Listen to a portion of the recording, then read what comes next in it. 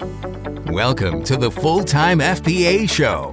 In each episode, it's our goal to help you turn part-time hours into a full-time income selling almost anything on Amazon. And now, your hosts of the show, Stephen and Rebecca Smotherman. Hello there, and welcome to the 300th episode of the Full-Time FBA Show. We're so excited to be bringing you episode number 300. 300! Stephen is clearly excited. So we are going to get right into it in a minute. We are going to spend this episode revisiting a previous episode, episode number one of the Full-Time FBA Show, where we talked about who is Stephen Smotherman. Today we're going to be revisiting that. Who are Stephen and Rebecca Smotherman? Yeah, and it's going to be a lot of good times, good conversations, because I often ask myself, who am I? And so I can This listen will answer that question for you. You'll know. Yeah, but it's been really good because, there's been not a whole lot that's changed in kind of what we suggest and what we talk about in this episode. And so I can't wait to get into it. Yeah, it's interesting. There are certain things that have changed and others that haven't. We did an episode recently. You can go back and listen to that one that was celebrating our 6th podiversary. And we talked about what has changed on Amazon over the last 6 years. And so there are some things that have changed. But in general, who we are and how we got started on Amazon obviously has not changed. But a lot of the things that we were talking about in that episode as things that we wanted to teach and discuss on an ongoing basis on this podcast, they haven't really changed. It's the same. So, Stephen, do you remember recording that first episode? And do you remember just how rambly we were back in those early days of the podcast? I think rambly might be a little harsh. When I think of the word ramble, I think of someone who's like drunk and going on and like not even making much sense. And we were definitely making some good sense, but we were taking many, many words to say something that could take us a little bit less words to say. Yeah, we've definitely improved as far as getting to the point in our episodes and not going on and on as much. And the episodes are much tighter now, and I'm really proud of how we've improved in that way. Yeah, I feel like maybe our first year of podcasting, our episodes were, maybe 30 to 40 minutes on average. And now we're clocking in at about 15 to 20 minutes, still delivering quality content, but just in a more concise and actionable way. Yeah, and I think that's good for me personally. I don't have time to listen to a 30 to 40 minute. I don't know. How do people listen to these 3-hour podcast episodes that are out there? That's like watching a super long movie. I can't do it. But it's good to have 10, 15, 20-minute episodes, action-packed, content-packed. I guess not action-packed, like there's a car chase scene or something. Ooh, we should incorporate that. But yeah. So retail arbitrage, car chase scene. All right, one last question before we listen back on our very first episode. Stephen, do you remember that we used to have lightning round questions? I do. And now that actually lightning has hit our house, I decided that's something we don't want to do anymore. We were tempting fate with lightning round questions. I did not even think of that when I asked the question. Yeah, no lightning round for us. And just for some context for our listeners, this first episode dropped June 7th of 2019. So long ago, yet so close anyway, where Rebecca was asking me about who am I, how did we make a full-time income selling on Amazon, and we had a chance to tell you our story. Okay, well, without further ado, let's take a listen to this throwback episode where we discuss how we got to where we are today in our Amazon selling journey. Okay, so to get started, we're just basically wanting to talk about how you got started selling Amazon. You've been selling on Amazon longer than I've known you. And so can you just kind of fill us in on the background of how you got started selling on Amazon, what kinds of things you were selling in the beginning, and how you got to the point where you were able to make a full-time income? So it was 2011. I feel like we need to have like the little doodle-doo, doodle-doo, but we're going back in time music in the background. But we don't have that kind of budget. So back in 2011, I found myself in a position where I needed to make a full-time income, except I had no job. I was recently divorced. I was trying to find a way that I could make income from home and be able to support myself and my 4 boys and find a way where I could not have to put them in daycare, but I can just work from home. And at the time, I'd been using eBay and making a little side money on eBay. And I thought maybe there's a way I can find a way to make a full-time income with eBay. So I started doing some research about that because I love selling on eBay. I sold on eBay for about 10 years up to that point and found some really good success, made a nice little side income, but obviously not something that could support myself and my 4 boys. But I studied Amazon FBA, learned about that, and my eyes were opened at the potential that I could have my inventory sent to an Amazon warehouse. They would store it for me. They would keep it safe. If an item sold, they would ship it for me. They'd box it up. They'd send it out. And if there was customer service issues, they would take care of that. If there was return issues, they would take care of that. I was like, whoa, this is like, I could just focus on sourcing the inventory, and then Amazon basically takes care of most of the rest. And I realized how much time that would open up, how much garage space that would open up. My garage was packed. Oh, my word. When I first met him, his garage was scary. And it almost caused us to not be able to keep dating because I was like, what have I gotten myself into? This man he's like a hoarder or something. It was a maze to get from the garage, the door leading into the kitchen, past the washing machine, to the actual garage door, to the outside world. He had this very tight little maze because it was completely packed. The entire garage, 2-car garage, completely packed full of, I don't know, I guess it was, quote, inventory, but it was crazy. It was potential profits. I couldn't get rid of those potential profits. But that's the cool thing about Amazon FBA. I was able to go through those items and see which ones I could send to Amazon to sell. And then I had items left over that I could try to sell on eBay or try to do garage sales. But fast forward to the part where I'm finally making full-time income. I started in 2011 and started Amazon FBA in 2011. 6 months later, by the time it was 2012, I was already making a full-time income to support myself and my 4 boys. So in 2012, I started making a full-time income, and the garage was beginning to decrease in the density of the items inside the garage. And then during 2012 is when I met Rebecca. In 2013, we got married, and I introduced her to the whole idea of selling online and took her with me to garage sales. And, because I love going to garage sales. I love getting stuff from garage sales to sell on Amazon and thrift stores and stuff. And I remember she was telling me, wait a minute, you're passing over all the fun stuff to sell all this boring stuff on Amazon. Yeah, I loved going to garage sales too. And so I thought, this will be fun. We can go to garage sales together. Except I was wanting to look at all of these antique-like items or vintage items or really cute things that I thought, they were very highly used, but not at all something that you would want to resell, but just very collectible type items. And I thought, these are all really great. These would be fun to have around the house or whatever. And no, that was not what we were looking for. And it was a while before I understood the whole concept of what we were looking for, what would be a good item to resell, what just qualifies as, a fun find for yourself. And that's different from what other types of items you'd be looking for to resell.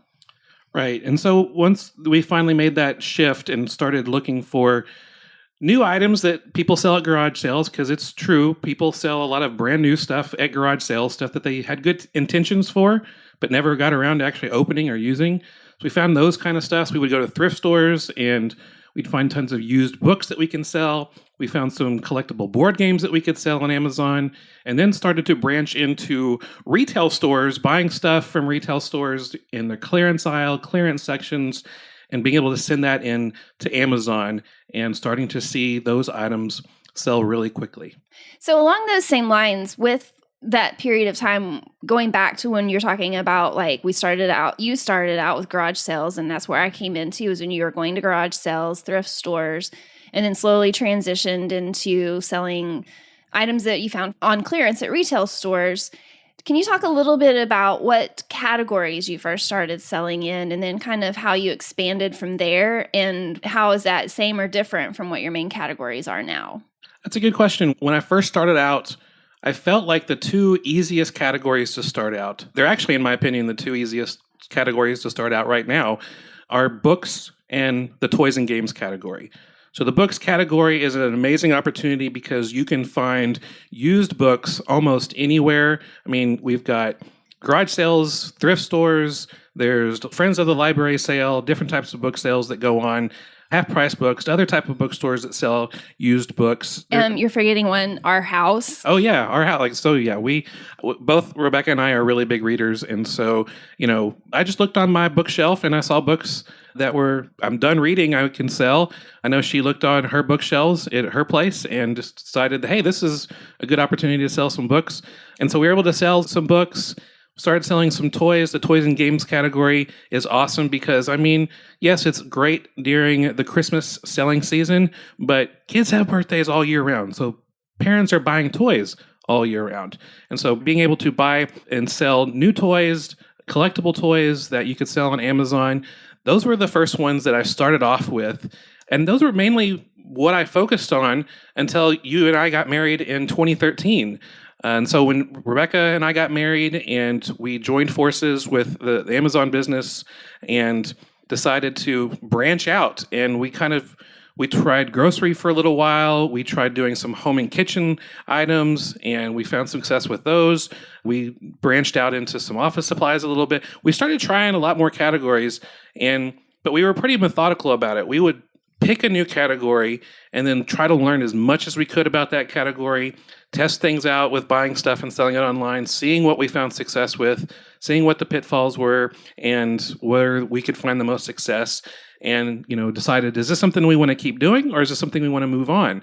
And for each Amazon seller, that's a good question that you can ask yourself. Focus on a new category is great. It opens up your inventory to a lot more options, but you also want to really learn that category well so that you can build up your business the right way. If you try to spread yourself too thin with too many different new categories, you might miss out on opportunities for all of them. And so, we focused on grocery and started going and buying grocery items and found some success with that. But at the end, we decided it wasn't worth the time and effort to focus on that category, but that's a personal choice. I have friends who actually I go to church with, and they really love the grocery category and are finding lots of success with it. So it's just important to find those categories that work best for you. Okay, so going back again to that time, those early months of selling on FBA, and you said that you were able to get to a full-time income in about 6 months of selling, and that was back in the 2011, 2012 era. And I just wanted to know, do you think that that's still possible today? Because there's been a lot of changes in Amazon over the last 8-9 years, 7-8 years. So is what you did at that time period when you started still possible today to get to a full-time income? That's a great question because, the landscape on Amazon has totally changed. There's different rules. There's different types of restrictions. But on the other hand, there's different types of tools that help your Amazon business grow faster that are available now that weren't available before. So while I think it's still possible for you to make a full-time income selling on Amazon in 6 months, I think it's a lot less likely now simply because of one key change Amazon has made, and that is the change where they have specific categories, but specific brands and some specific ASINs that are gated and restricted from selling for new Amazon sellers. Amazon wants to see a quality track record of good selling metrics before they begin to unrestrict or ungate these different brands or ASINs. And when I say ASIN, I'm talking about a specific item on Amazon. And so I was able to make a full-time income within 6 months, but the 6-month timestamp for a new Amazon seller today is like a magic door where restricted products begin to magically open up to you. And so items that you were restricted from selling before, after 6 months of being a quality seller with great metrics, great feedback, it begins to open up for you. And so I would say that if this is you, you can go back and try to be approved to sell certain brands or ASINs that you were restricted from in the past, and things will start to open up, and that will open up your Amazon catalog and open up your inventory and give you higher opportunities to send more inventory to Amazon. And that will, of course, increase your profits over time. And so while it's some parts of selling on Amazon are harder now, On the other hand, there's other things that are a lot easier now. There's so many tools that do things for you. There's different types of, there's prep centers that will prep your inventory to send to Amazon for you if you want to outsource that. There's different types of tools like repricing tools, and there's different sourcing tools that are out now that were not out, back in 2011. There's different information that help you can make smarter sourcing decisions. We'll break down those tools and strategies and stuff, in future podcast episodes on how we're able to find success with that. But those are available today that weren't available before. I would say that 6 month, if I were starting today from ground zero, I don't think it would take me 6 months to make a full-time income. I think it would probably take me 12 months to be able to ramp up to that point. So that's more of a better expectation that I would expect from someone starting out today. I see like what you were saying too is kind of like a trade-off in that when you first got started, there were a lot less restrictions, and I've heard you and others refer to it as like the time of the Wild West and on e-commerce and eBay and Amazon both, and that there was just a lot less restrictions. And so you were able to sell more items from the very beginning than you could if you started today. But there are so many more ways to kind of cut down on the work that you're having to put into it. There's so many ways to leverage your time with different tools. Because when you first got started, in order to earn a full-time income, you were having to also do full-time work. And today, You're able to do part-time hours to make that full-time income because there are so many different ways that you can cut out time that's required for sourcing, cut out the time that's required for prepping. And so it's a really good trade-off in that, yes, it might take a little bit longer to get to that full-time point, but when you get to that point, you're able to spend a lot less hours doing it, and you're able to focus on other aspects of your life or other businesses, or have an even bigger than just full-time income business to grow it beyond a full-time income.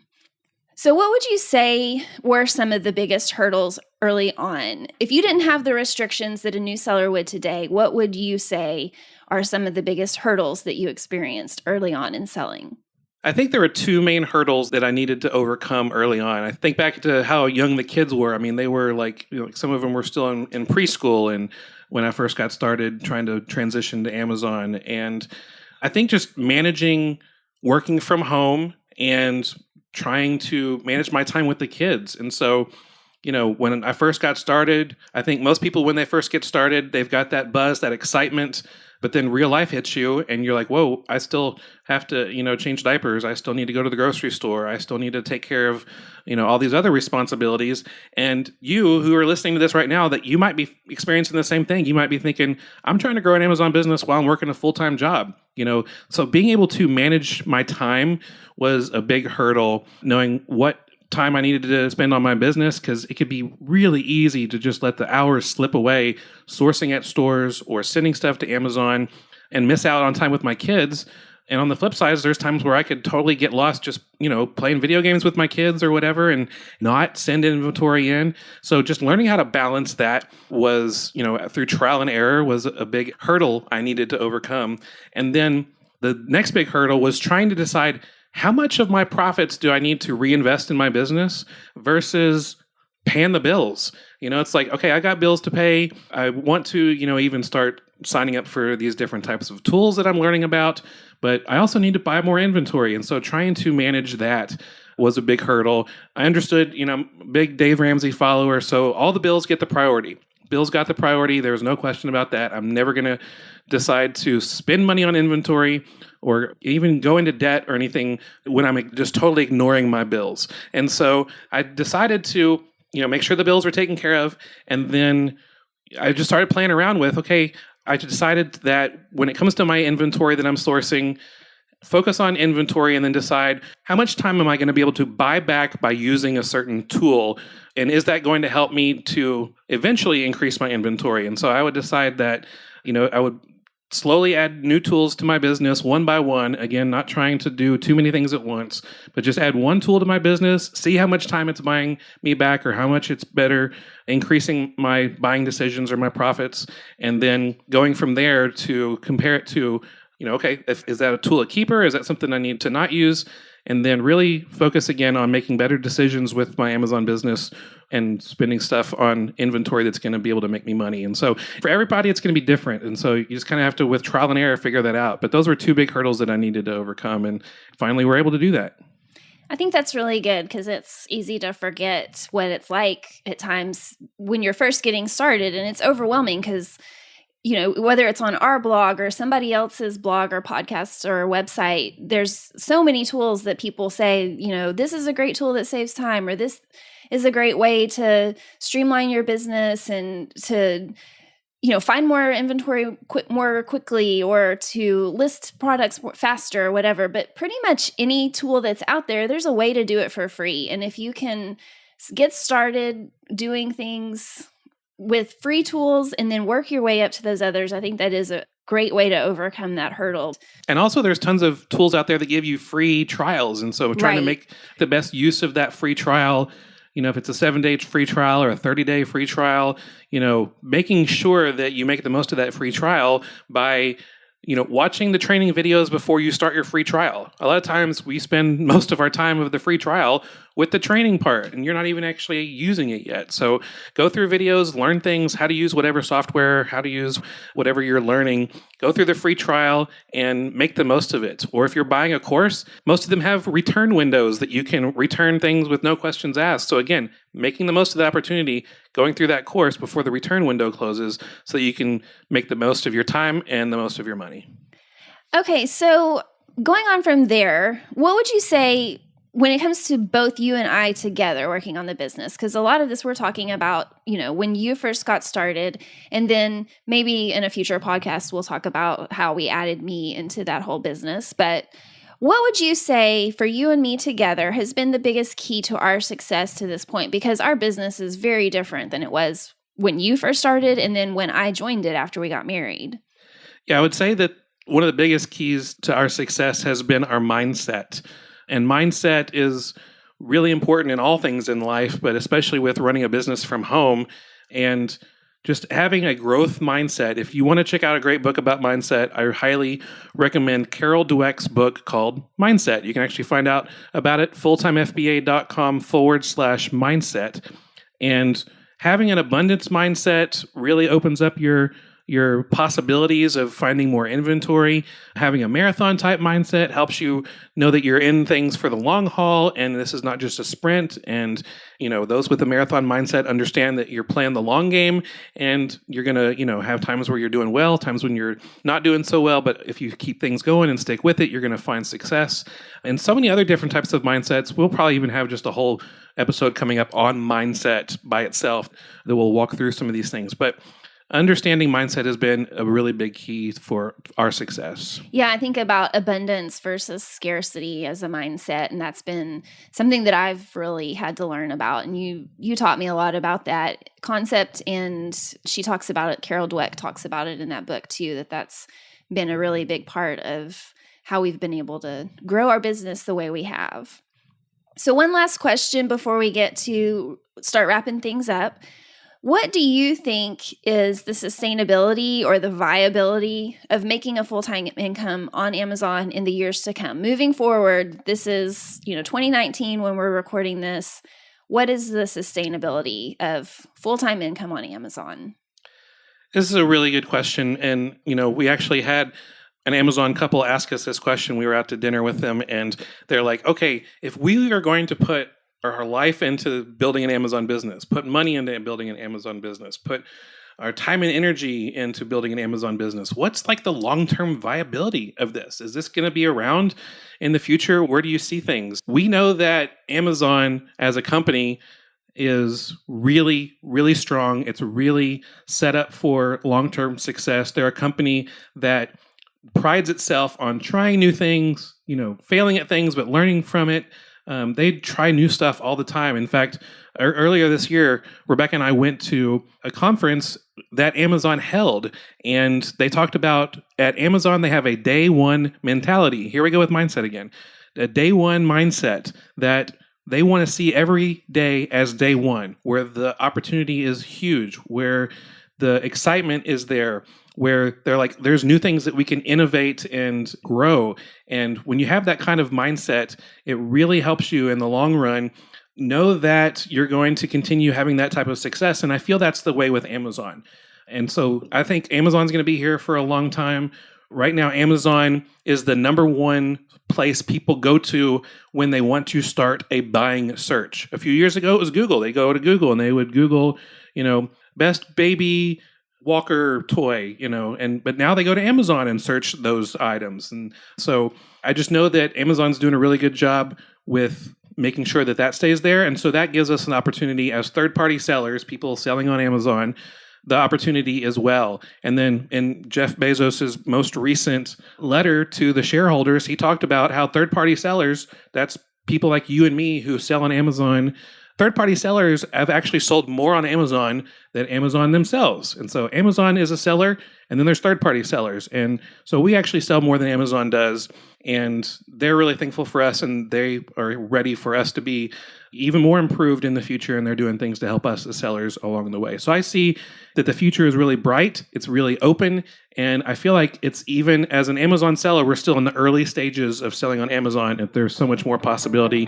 that lies ahead. Okay, so for this last part, we're going to call this the lightning round. And this is something we'll do every podcast episode with whatever guests we have on the show. So if we're interviewing another seller or an expert of some sort, we'll ask them these exact same questions. But today I'm going to ask you, Stephen, there's 3 questions. And just give me whatever answer comes to your mind. Don't have to think too long or give too long of an answer, but 3 questions. So what's your favorite thing to do when you're not working on your Amazon business? My favorite thing to do when I'm not working on my Amazon business, I'm a big baseball fan. I love baseball. So I love, watching baseball with my family. I love going to the baseball games with my family. I love playing baseball with my family. So, okay, that's 2 things, baseball and family. Combine those 2 things, and those are the things I love to do most when I'm not selling on Amazon. Okay. That's probably not any big shock to anybody that has followed you on social media or the blog even. So what non-Amazon book are you reading that's impacting your business right now? Well, I just finished a book called Digital Minimalism by Cal Newport. If you know Cal Newport, he wrote the book Deep Work, which I also recommend. It's an awesome book. But Digital Minimalism talks about minimizing your time online, on social media, any type of digital type of content that you consume. It talks about minimizing that. There's the whole craze about going around with like Marie Kondo and minimizing your stuff and how much freedom that gives you in your life when you get rid of stuff and only keep the things around that spark joy. Well, I think it's really awesome when you think about that digitally as well, where you can take a step back. And so that's helped my Amazon business because, man, there's too much time I spend on Facebook. And so I've actually had more time to spend with business, more time to spend with my family because I've cut back on the social media that I used to consume even more. And then lastly, what are you most excited about when it comes to the future of Amazon? Well, again, I talked about how we went to the 2019 Amazon Selling Partner Summit, and they talked about a lot of what's coming in the future, and I'm excited about that. But I'm really just excited, again, about more tools that come out about Amazon and how Amazon really is trying to do their best to be the most customer-centric platform on the planet and the growth that they have projected and how that impacts us because, we're sellers on Amazon. And so with Amazon projecting this different type of growth, the new things that they have in the pipeline that they're working on and how they're improving things on both the customer and the seller side of things, it just really gets me excited about that. Okay, well, that wraps up our first podcast interview. And that's a great summary of your story, Stephen, and kind of pulling in some of the things that you learned in the early days of getting started selling on Amazon and building up to being able to earn a full-time income with only part-time hours. Thank you so much for joining us for episode number 300 of the Full-Time FBA Show. As always, you can find the show notes and any links that were mentioned in this episode at fulltimefba.com/300. 300 for episode number 300. Yeah, and if you listen to this episode just now, and you've also listened to the first time around, like back in 2019 when we first recorded this episode, thank you. I mean, that's pretty awesome. Still, you've seen there's some really good stuff that we've learned and that we are planning to do and what we're going to continue to do. So continuing to listen to the Full-Time FBA show, we appreciate you. And so next week, we're going to be talking about what is holding you back from 10K months in sales. We're going to break through, because we've had the experience of helping others break through it. We're going to walk you through the things that we can help you overcome so that you can make 10K months in your Amazon business next week on the Full-Time FBA show. That's all for this episode of the Full-Time FBA show. So head over to fulltimefba.com/podcast, where you'll find the show notes and links from this episode. While you're there, subscribe to our newsletter where you'll get several free downloads of our popular and helpful Amazon FBA resources. Now, take action on what you've learned today so you can find success at turning part-time hours into a full-time income with Amazon FBA.